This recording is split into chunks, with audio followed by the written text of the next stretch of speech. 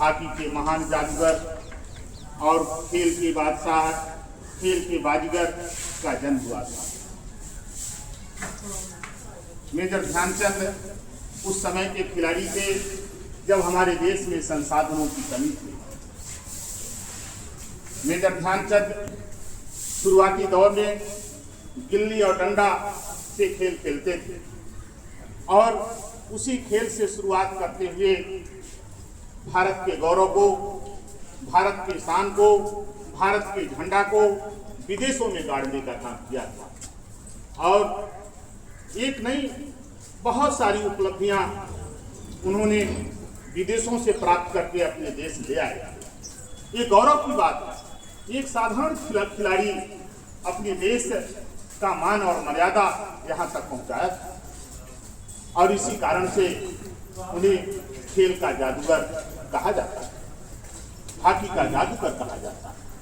हमारे इंदर जी ने बताया कि एक बार जर्मनी और भारत का हॉकी मैच चल रहा था, उसमें हिटलर भी बैठा था और खेल को देख करके इतना प्रभावित हुआ कि उसने मेजर ध्यानचंद के सामने एक प्रस्ताव रख दिया और उसने सोचा कि अगर ये व्यक्ति हमारे देश में आ जाएगा और हमारे देश की तरफ से खेलेगा तो निश्चित रूप से बहुत बड़ी बड़ी उपलब्धियों को प्राप्त करेगा। आज हम सभी लोगों को गर्व करना चाहिए। पूरे देश में राष्ट्रीय खेल दिवस मनाया जा रहा है और विभिन्न प्रकार के सांस्कृतिक कार्यक्रम, खेल का आयोजन आज के दिन होगा।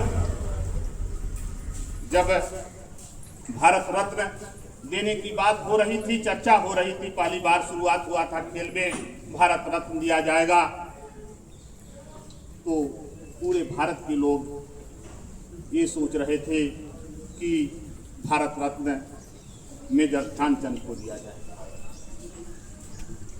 क्योंकि ये उस समय के खिलाड़ी थे जब हमारे देश में लगभग कुछ नहीं था, संसाधन विहीन था देश और उस समय उपलब्धि प्राप्त कर रहे थे।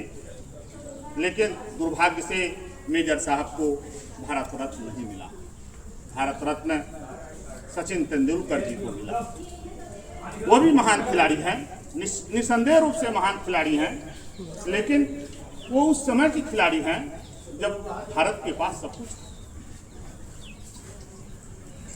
है। ठीक है, मेजर साहब को नहीं मिला, लेकिन हो सकता है कि भविष्य में मरने के बाद भी भारत रत्न दिया जाता है। सरकार सोचे, विचार करे, मेजर साहब को भारत रत्न मिलना चाहिए। धन्यवाद।